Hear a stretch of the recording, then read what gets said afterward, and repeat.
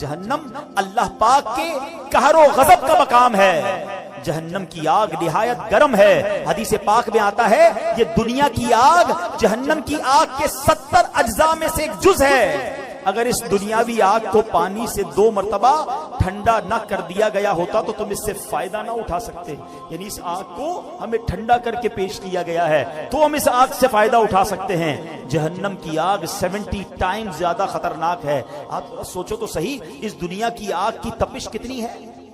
خالی دنیا میں چولہے کی آگ نہیں ہے, ایسی آگ ہے جب آتش فشاں پڑتا ہے تو بتایا جاتا ہے کتنے ہزار فارن ہائٹ وہ آگ نکلتی ہے.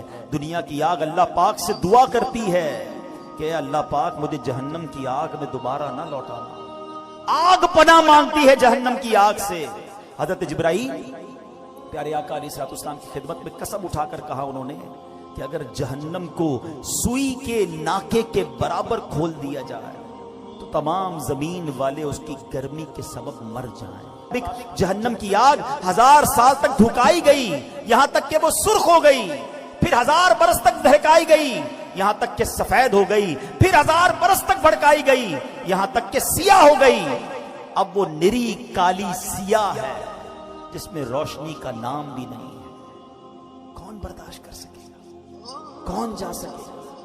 یہ کیسا شیطان مردود ہے, نہ جنت کا شوق بڑھانے دیتا ہے نہ جہنم کا خوف آنے دیتا ہے. صحابی رسول حضرت عبداللہ ابن مسعود رضی اللہ عنہ سے روایت ہے کہ ایک بار ایک شخص بارگاہ رسالت میں حاضر ہوا, عرض کیا یا رسول اللہ صلی اللہ تعالی علیہ وسلم کوئی ایسا مومن بھی ہے جو جہنم میں باقی رہ جائے گا. ذرا غور سے سنیے گا, ہو سکے تو سر جھکا کر سنیے گا. آقا سے پوچھا گیا کہ کوئی ایسا مومن بھی ہے جو جہنم میں باقی رہ جائے گا.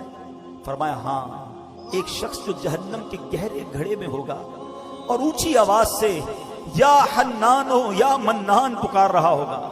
اس کی آواز بلند ہوگی, اس آواز کو حضرت جبرائیل سنیں گے, کہیں گے العجب العجب, عجیب بات ہے, عجیب بات ہے. پھر حضرت جبرائیل علیہ السلام اللہ عز و جل کے عرش کے سامنے حاضر ہوں گے, سر سجدے میں رکھ دیں گے. اللہ پاک فرمائے گا ارفع راسک یا جبرائیل, اے جبرائیل اپنا سر اٹھاؤ. حضرت جبرائیل علیہ السلام سر اٹھائیں گے. اللہ پاک فرمائے گا جبرائیل تم نے کیا عجیب چیز دیکھی ہے. عرض کریں گے یا اللہ میں نے ایک آواز سنی ہے, کوئی شخص جہنم کے گہرے گھڑے میں یا حنان یا منان پکار رہا. اللہ پاک فرمائے گا جبرائیل مالک یعنی داروغہ جہنم کے پاس جاؤ اور انہیں کہو کہ وہ بندہ جو یا حنان یا منان پکار رہا ہے اسے جہنم سے نکال لاؤ.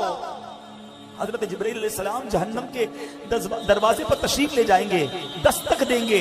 حضرت مالک باہر آئیں گے. حضرت جبرائیل علیہ السلام انہیں اللہ پاک کا حکم سنائیں گے. حکم سن کر حضرت مالک علیہ السلام جہنم کے اندر جائیں گے. ہمارے پیارے آقا علیہ السلام نے فرمایا جیسے ماں اپنے بچوں کو پہچانتی ہے, حضرت مالک ایسے ہی جہنم کو پہچانتے ہیں. اس کے باوجود آپ یا حنان یا منان کہنے والے شخص کو تلاش نہیں کر پائیں گے. باہر تشریف لائیں گے, حضرت جبرائیل سے عرض کریں گے اے جبرائیل جہنم نے گہرا سانس لیا ہے, اس لیے کون سی چیز پتھر ہے, کون سی چیز لوہا ہے اور کون انسان ہے اس کی پہچان نہیں ہو رہی. حضرت جبرائیل پھر اللہ کی بارگاہ میں سجدہ کریں گے. اللہ پاک ارشاد فرمائے گا اے جبرائیل سر اٹھاؤ, تم یا حنان یا منان کہنے والے کو کیوں نہیں لائے. جبرائیل عرض کرے کہ مولا داروغہ جہنم حضرت مالک نے بھی معذرت کر لی ہے, کہتے جہنم نے سانس لیا ہے, اس کی وجہ سے پتھر لوہے اور انسانوں کے درمیان کوئی فرق نہیں بچا.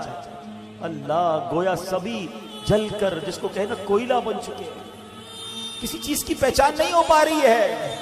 اللہ پاک فرمائے گا جبرائیل مالک سے کہو میرا بندہ جہنم کے فلاں گھڑے میں فلاں کونے میں اس طرح پڑا ہوا ہے. حضرت جبرائیل جہنم کے دروازے پر جائیں گے اور حضرت مالک کو یا حنان یا منان پکارنے والے کا پتہ بتائیں گے. حضرت مالک جہنم کے اندر جائیں گے تو دیکھیں گے ایک شخص ہے, اس کے پاؤں اس کی پیشانی کے ساتھ اور ہاتھ گردن کے ساتھ بندھے ہوئے ہیں اور جہنم کے سانپ بچھو اس کے ساتھ لپٹے ہوئے ہیں. حضرت مالک اس کی زنجیریں توڑ دیں گے اور جہنم سے نکال کر حضرت جبرائیل علیہ السلام کے حوالے کر دیں گے. حضرت جبرائیل اسے عرش الہی کے سامنے لے کر حاضر ہوں گے, سر سجدے میں رکھیں گے. اللہ پاک فرمائے گا اے جبرائیل سر اٹھاؤ. جبرائیل علیہ السلام سر اٹھائیں گے. اب اللہ پاک اس بندے سے فرمائے گا اے میرے بندے، کیا میرے رسولوں نے تجھے نیکی کا حکم نہیں دیا تھا؟ تجھے برائی سے منع نہیں کیا تھا؟ وہ بندہ ساری باتوں کو مانے گا، اقرار کرے گا، یا اللہ تو نے میری بہت اعلیٰ تخلیق فرمائی، تیرے رسول بھی تشریف لائے، انہوں نے تیرے احکام بھی سنائے۔ اللہ پاک فرمائے گا پھر تو نے فلاں گناہ کیوں کیے؟ عرض کرے گا یا اللہ میں نے اپنی جان پر ظلم کیا جس کی سزا میں مجھے جہنم میں ڈال دیا گیا، اللہ اس کے باوجود میری امید نہیں ٹوٹی، مجھے تیری رحمت سے امید تھی، اسی لیے میں یا حنان یا منان پکارتا رہا۔ مولا تو نے اپنے فضل سے مجھے جہنم سے نکالا ہے، یا اللہ مجھ پر رحم فرما دے۔ اللہ پاک فرمائے گا اے فرشتوں گواہ ہو جاؤ، میں نے اس بندے پر رحم کیا اور اسے معاف کر دیا۔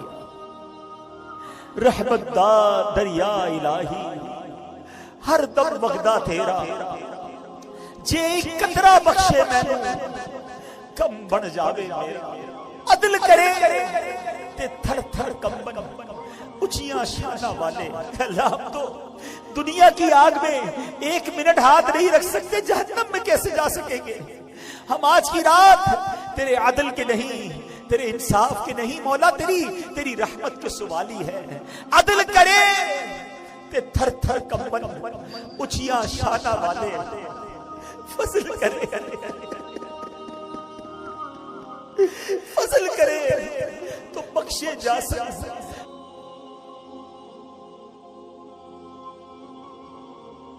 میں ورگے منہ کالے رب کریم، گناہ کر چکے، خطائیں کر چکے، بس آج آؤ میٹھے اسلامی بھائی اللہ سے سچی توبہ کرتے ہیں، دوستی کر لو مالک سے، وہ بڑا کریم ہے، دنیا والے نہیں معاف کرتے ہیں۔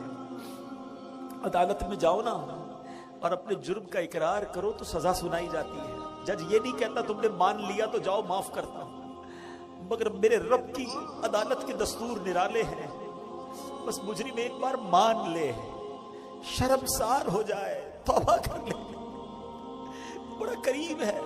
دیکھو نا میں نے اور آپ نے کتنی بار اپنی ماں کی بات نہیں مانی، مگر جب بھی ماں کے پاس گئے اس کے پیر پکڑ لیے، اس کو لجاجت کے ساتھ روتے ہوئے منایا، ماں نے سینے لگایا نا۔ رب تو کئی ماؤں سے زیادہ چاہنے والا ہے، اس کی رحمت تو چاہتی ہے ہم بخشے جائیں، ہم کیسے اس عذاب کو سہ سکیں گے؟ ہم جہنم پہ کیسے جا سکیں گے؟ ہم قیامت کی ہولناکی کیسے برداشت کر سکیں گے؟ بس اب ایک ہی طریقہ ہے کہ رب راضی ہو جائے، ورنہ ہمارے پاس کوئی آسرا نہیں ہے، ہمارے پاس اور کوئی طریقہ نہیں ہے۔ اگر اللہ ناراض ہو گیا نا پھر کچھ بھی نہیں بچے گا، پر رب راضی ہونا چاہیے، اور رب کی رضا یہ ہے کہ بندہ اس سے معافی مانگے، اس سے توبہ کرے اور آئندہ گناہ نہ کرنے کا پکا ارادہ کرے۔